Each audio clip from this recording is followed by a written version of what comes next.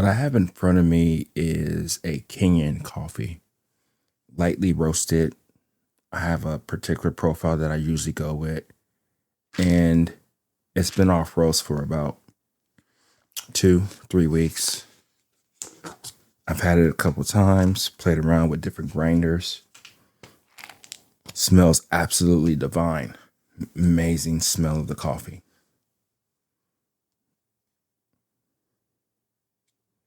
But I don't like it.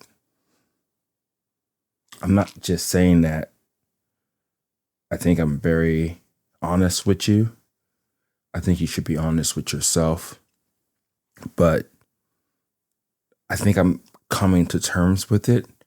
I'm still testing it out, different recipes and all that good stuff, right? That we do and try to bring out the best in the coffee. But I don't like it. I'll probably be good for about 100, 150 grams of it. And that's it. I'll be done with it. The reason why I'm bringing this up is because not too long ago, I had somebody actually buy some coffee, which I greatly appreciate. They bought it off of Amazon. And I think I was talking about Brazilian coffees at the time. And he bought it. He gave a review. And it was good mostly. It was a 4 out of 5 stars, which that's probably where I'm going to average anyway with my coffee in general. On Amazon, wherever you may buy it, if you buy it, don't care if you do or if you don't. But the thing that I kept on thinking about was not special enough.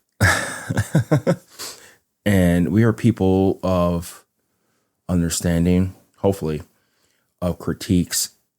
And it's just somebody's opinion.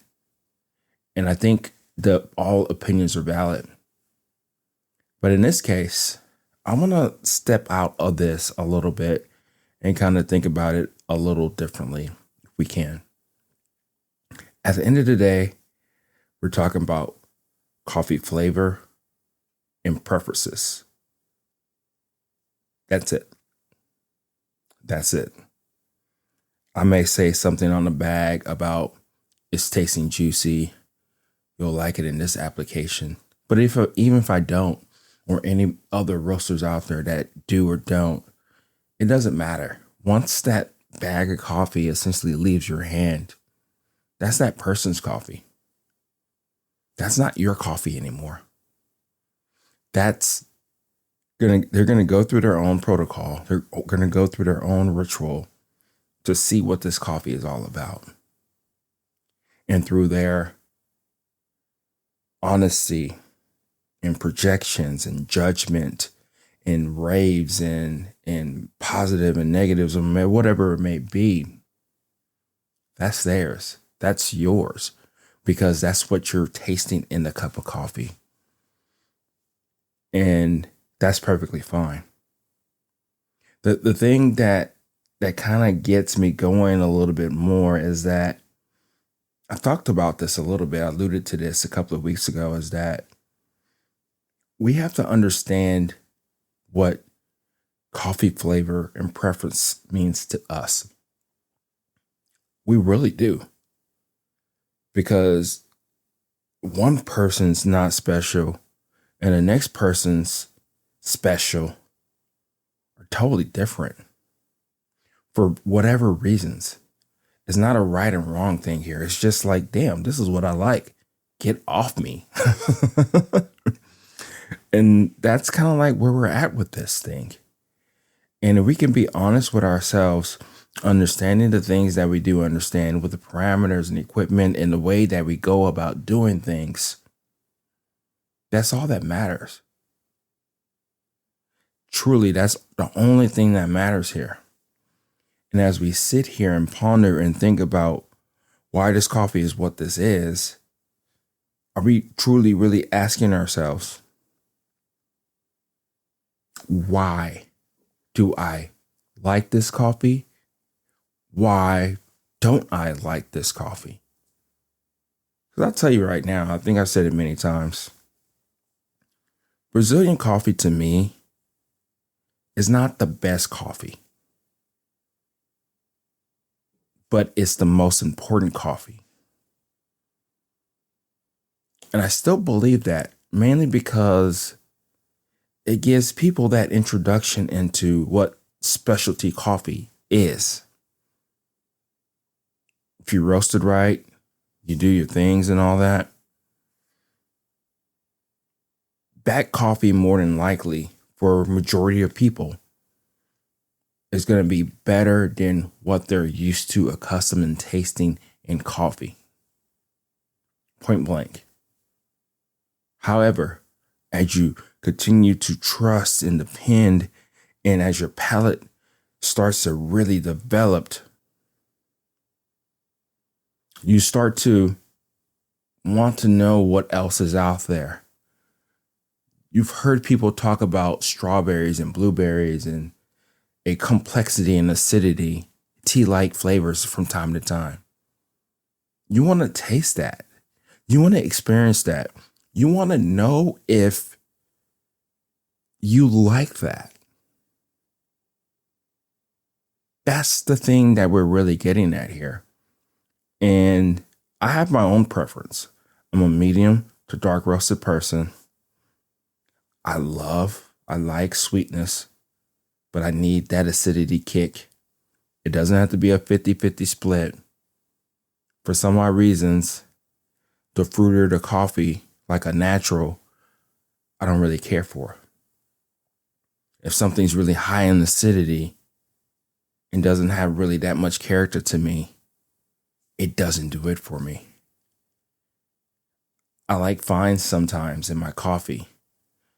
I like that clarity from time to time, but not every time to where I have to pay attention to the very beginning of the sip. I like a coffee that changes as I drink it from hot to cold. I like a darker roast African coffee. Mediums do it for me too. Lightly roasted from time to time. Like I said, just for a short time, not a long time. I didn't even mention Brazilians. The way I drink Brazilians is that I probably drink it majority of the time, but I can't have a lot of it because it has those characteristics of like a chocolatey, nutty type of taste, which will grow great in milk and creamer and sugar and all that stuff, right? Because it holds up pretty well. It's like an adult milk chocolate drink, which is perfectly fine. I drink my coffees black. I think that's where the expressions really lie. But that's just me. I'm just this weird dude over here on this corner talking about what I like and what I don't like. But also, I hope that you also get that experience of like, what the fuck do you like? What do you like? Because that's really where it comes from, I think. That's more so the thing that we're thinking about here. What do you like? Why do you like it? Because once we get there, we're going to be on a place of where we can understand everything that we like about coffee. Majority of the things. We can play around with water temperature, water chemistry, different types of beans, seeing if that infused banana flavored taste is exactly what we want in our coffee. That's a story for another day. And then we can really try to pinpoint exactly where we want to hit those high notes. Because we've had those experiences. I remember those experiences, as I've talked about many times before, where this coffee was just singing to me. And I was just geeking out and just sitting there and just enjoying, loving, drinking that cup of coffee. So yeah, the review was more than it's not special enough. The review was more about information about how we present ourselves.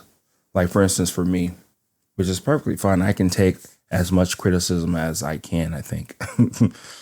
But I am making a video or audio version of this talking about this situation. But I guess what I'm saying here is that if we can be honest, objective with the feelings and where it's coming from, I think we're going to be in a better place. And if we understand our coffees, why we like it, why we don't like it, it's going to help us out a lot. But as I was talking about the whole Brazilian thing, I don't drink them a lot. I truly, really don't. Even though it's a staple of what I drink because that's my best seller.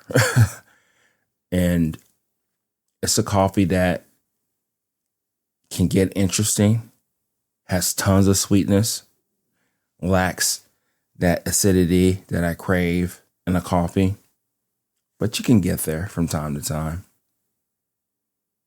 And that's it. Drink it from a little bit, couple 100 grams of coffee, and I'm done. But like I said, too, I have to be better about sharing about what this coffee, this application is good for. But it doesn't matter. Once you get it, you're going to do the things that you want to do. You're going to make the recipe that you want to make. You're going to explore that coffee the way that you want to do it. And if you don't like it, you don't like it. Point blank, you just don't like it. Maybe you could pinpoint exactly why you don't like it, but it kind of really doesn't matter. But I do wish you will take this with me as we talk about this situation, is that if you don't like something, write it down. Ask yourself why you don't like it.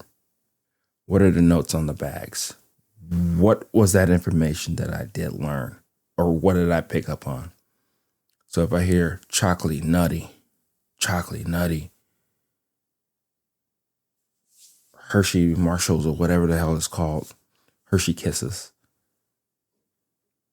or deep dark chocolate, blah, blah, blah, blah, blah. You have a decent indicator of understanding like what you're going to actually be drinking. Or they say it's jammy and it's raspberry. So you may get that fruit flavored depending on the grinder that you may have. That's where we're at with this.